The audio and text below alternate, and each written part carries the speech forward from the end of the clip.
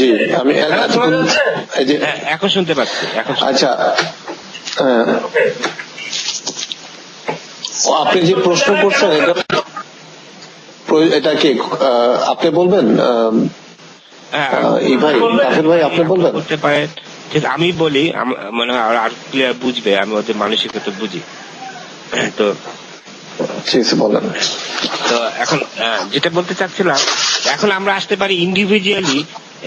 আমি তো প্রাচীন সভ্যতা থেকে তোমাকে বেসিক সেন্সটা দিলাম যে কিভাবে রাজা, বাদশাহ, সম্রাট, দলনেতা, দলের লিডার, হ্যাঁ, এরা কিভাবে হ্যালো, হ্যাঁ শুনতেছে তো?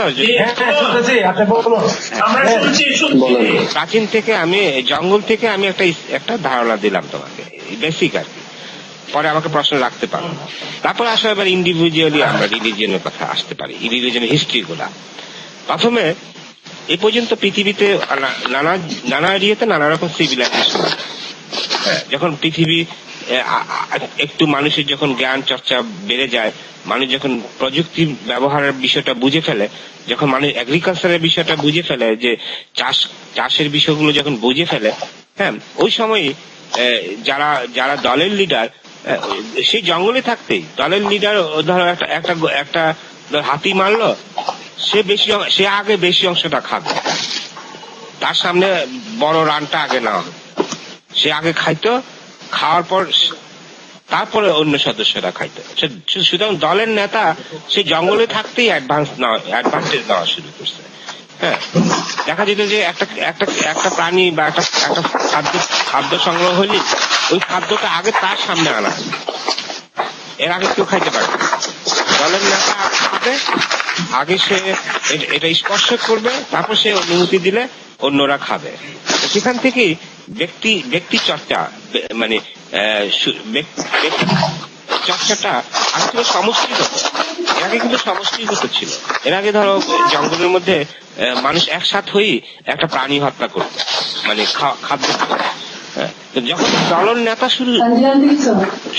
তৈরি হয়ে 9টার সময়, 9টা বাজে নাই তো, 8:30 দলের নেতা হওয়ার পর থেকে এই সমষ্টিগত বিষয়টা দলনেতার দৃষ্টিতে ব্যক্তিগত হয়ে গেল। তার ক্ষমতা বেশি, আর সে সর্দার বা সে নেতা, সে তার হাতে পাওয়ারটা চলে। তো সুতরাং সে সুযোগ সুবিধা বেশি।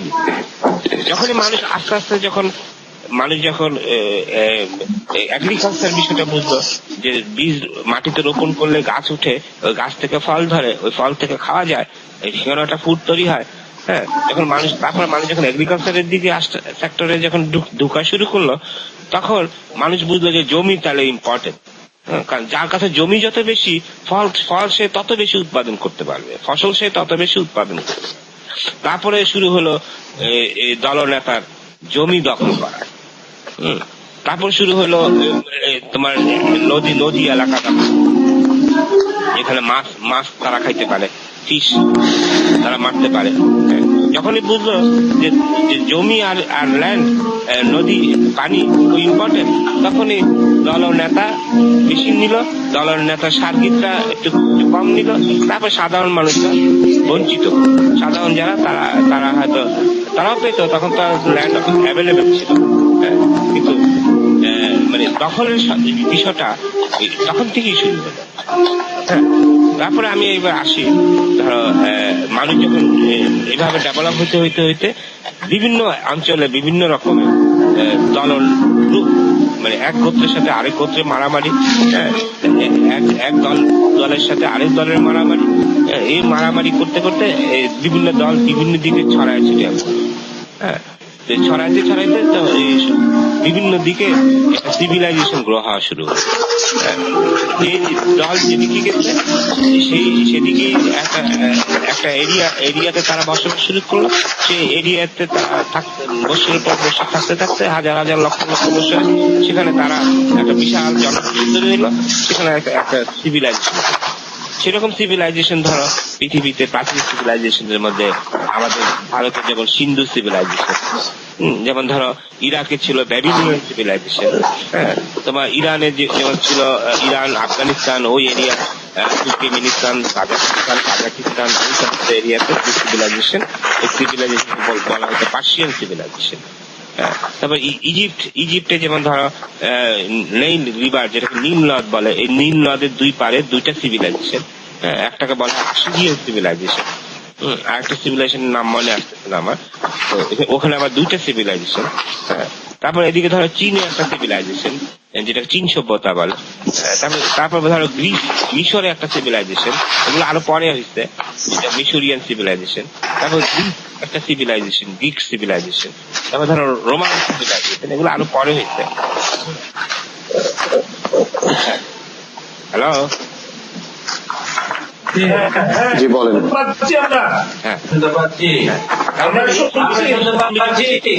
বিভিন্ন এরিয়াতে নানা রকম সিভিলাইজেশন গ্রো হয়। এই সিভিলাইজেশন এর মধ্যে পৃথিবীর সবচেয়ে প্রাচীন ধর্মগ্রন্থ বলা হয়, মানে সিভিলাইজেশনের বুক বাই রাইটিং সিভিলাইজেশনের বুক কাউন্ট করা হয় ইন্ডিয়ার সিন্ধু সিভিলাইজেশনের, যেটা বেদ হচ্ছে সবচেয়ে প্রাচীন ধর্মগ্রন্থ এবং প্রাচীন লিখিত গ্রন্থ। এর আগে কোনো লিখিত গ্রন্থ পাওয়া যায় নাই। তো তারপরে এটা হচ্ছে প্রথম লিখিত গ্রন্থ পৃথিবীতে, বেদ হলো সিন্ধু সভ্যতার। এটা হলো সিন্ধু, আমরা এখন হিন্দু বলি আর কি, সিন্ধু শব্দটাকে চেঞ্জ হইতে হিন্দু শব্দ হয়ে গেছে। প্রাচ্যের লোকরা সিন্ধু শব্দটা চেঞ্জ, এটা প্রাচীন সভ্যতা, এটা সবচেয়ে প্রাচীন না, এটা হলো সবচেয়ে প্রাচীন লিখিত গ্রন্থ। আপনি আপনার নাম শুনছি তো, আরচ্য মহেঞ্জোদারো, আরচ্য কি জানি নাম, মহেঞ্জোদারো, এটা করাচিতে, এগুলো সব সিন্ধে, জি পাকিস্তানে সভ্যতা কি পাকিস্তানে না? সিন্ধু মহেঞ্জোদারো ভারতে আর কি, না, নদীটা যে গেছে সভ্যতা সিন্ধু, ওইটা তো ইন্ডিয়া ছিল এক সময়। সিন্ধু নদীর দুই পারে, সিন্ধু নদীর দুই পারে সিন্ধু সভ্যতা গড়ে উঠে। সিন্ধ রিভার হচ্ছে ইন্ডিয়া এবং পাকিস্তানের মাঝখানে একটা রিভার, এটা দুই পারে এই সিভিলাইজেশন করা হয়। কিন্তু পৃথিবীতে লিখিত ধর্মগ্রন্থ প্রথম হলো বেদ। হ্যালো, জি বলেন। হ্যাঁ, বেদ হচ্ছে সবচেয়ে প্রাচীন ধর্মগ্রন্থ। এর আগেও ধর্ম ছিল, কিন্তু কোনো ধর্ম লিখিত আকারে, গ্রন্থ আকারে আসে নাই। হ্যাঁ, তারপরে ওদিকে একটা জরাস্ট্রিয়ান ধর্ম ছিল, পার্সিয়ান রিলিজিয়ন বলে, যেটাকে জৈন ধর্ম বলে অনেকে, বা অগ্নি উপাসক। তো ওখানে জরাস্ট্রিয়ানদের একটা ধর্মগ্রন্থ আছে, এটাও বহু প্রাচীন।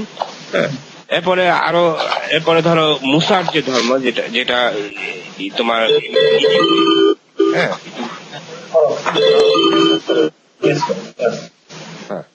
হ্যাঁ ঠিক আছে, আমাদের একটা কল। আচ্ছা, আচ্ছা, তারপরে আসে তোমার মূলত ধর্মের প্রভাবটা মুসা থেকে স্ট্রং বিকাশ হয়। এর আগেও ধর্ম ছিল, নানা রকম ধর্ম ছিল তার আগেও, কিন্তু মুসার ধর্মটা থেকে ধর্মের পরেই ধর্মের ইয়েটা বেশি আধিপত্য বিস্তার শুরু হয়, ধর্মের প্রভাবটা পড়া শুরু হয় সমাজের মধ্যে। তো মুসা ধরো বিফোর ক্রাইস্ট মনে করো যিশুর মৃত্যুর, মানে বা ঈসা নবীর মৃত্যুর প্রায় ধরো 1200 বছর আগে এই যিশুর জন্ম। তাহলে মোহাম্মদের 1200 আর 600 ধরো প্রায় 1800, মোহাম্মদের জন্মের 1800 বছর আগে যিশুর জন্ম, যিশু না, মুসার জন্ম। হ্যাঁ, মোহাম্মদের জন্মের 1800 বছর আগে মুসা আসছে। আর যিশুর জন্মের প্রায় 1200 বছর আগে মুসা আসছে পৃথিবীতে। তো মুসা ছিল ইজিপ্টের একজন, এই সময় যে ফারহা বলে না, এই যে ফেরাউন বলে আর আমরা মুসলমানরা ফেরাউন বলি। ফেরো, হ্যাঁ, কিন্তু ওটা ফেরো ইংরেজিতে বলে ফেরো। হ্যাঁ, ফেরাও বলে। তো তো এই ফেরাউন একটা রাজবংশের নাম। হ্যাঁ, এখানে এখানে প্রচুর ফেরাউন রাজা ছিল, সম্রাট ছিল। হ্যাঁ, এর মধ্যে একটা সম্রাটের প্রিয় সময়কালে ফেরাউন মানে ফেরাউন তো অনেক সম্রাট, এর মধ্যে একটা ফেরাউন সম্রাটের সময়কালে মুসার সাথে সংঘর্ষ হয়, ফিকশন হয়। তো মুসা যার সাথে ফিকশন করে, হ্যালো, জি বলেন। হ্যাঁ হ্যাঁ জি বলেন। বলুন। আচ্ছা, ঠিক আছে বলুন। হ্যাঁ, তো অনেক রকম আওয়াজ হচ্ছে। হ্যাঁ, তো ইজিপ্টের যে ফেরাউন, হ্যাঁ বলুন বলুন। ইজিপ্টের যে ফেরাউন রাজা, হ্যাঁ, ওই সময়কার ইতিহাসে আসছে এইভাবে। ওই সময় সম্রাটের ফেরাউন সম্রাটের মানে একজন গণক, হ্যাঁ, রাজ দরবারে গণক থাকতো তাদের। একজন গণক হিসাব করে বলছে রাজাকে যে তোমার রাজ্যে এমন একটা সন্তান, শিশু সন্তানের জন্ম হবে এই বছর, যে শিশু সন্তান বড় হয়ে তোমাকে হত্যা করবে এবং তোমার পরিবারের সবাইকে হত্যা করবে। হ্যাঁ, তখন এই কথা জানার পর সম্রাট ওই রাজ্যে ওই বছর যত সন্তান জন্ম নিচ্ছে, শিশু সন্তান জন্ম নিচ্ছে, সবাইকে হত্যা করার জন্য সৈন্যদেরকে অর্ডার করল। তো সৈন্যরা গাড়িতে বিভিন্ন গ্রামে ঢুকে এই শিশু সন্তান হত্যা করা শুরু করল। তো মুসাও তখন ওই বছর জন্ম নিচ্ছে। তো জন্ম নেওয়ার পর মুসার বাবা মার মনে হচ্ছে, সে বাবা বুঝতে পারছে তার সন্তানকে মেরে ফেলবে, তখন সন্তানকে কিভাবে বাঁচানো যায়। হ্যাঁ, তখন সে করছে কি, একদিন বুদ্ধি করে তারা বাপ মা মিলা বুদ্ধি করছে যে সে সমুদ্র পারে, যেখানে ওই সম্রাটের রানী যে সমুদ্রের পাড়ে সে সমুদ্রের খায়, বাতাস খায়, ওই পাড়ের মধ্যে সে যদি রাখতে পারে, রানীর যদি চোখে পড়ে, রানীর কারণে হয়তো বাঁচতে পারে। এই চিন্তা করে একদিন মুসার বাবা মা তার বাচ্চাকে যে ওই সম্রাটের যে ওয়াইফ, যে রানী যে পথ দিয়ে সমুদ্রে পারে আসে, সেই সমুদ্রের পারে মানে নীল নদীর পারে আর কি রেখে। আমার কথা শুনতেছ? হ্যালো, জি বলেন। তখন এই নীল একটু মুসাকে রেখে আসে। তো রানী ওই দিন মিন্টু ভাইয়ের একটা কোশ্চেন ছিল, মিন্টু ভাইয়ের একটা কোশ্চেন আছে এর মধ্যে। না কোশ্চেন নাই আমার, যে এগুলোর ভিতরে ডিসএগ্রিমেন্ট করতেছে এখানে। মূলত ভাইয়া এটা তো হচ্ছে কি, এটা তো মনে হয় এভাবে না, মনে হয় আপনি আমার চেয়ে অনেক জ্ঞানী, কিন্তু এটা তো এভাবেই না, যেটা হয়েছে ঘটনাটা এরকমই, কিন্তু এটা কি কিন্তু এভাবেই করা হয় নাই, কোরআনে কিন্তু এভাবে বর্ণনা করা হয় নাই।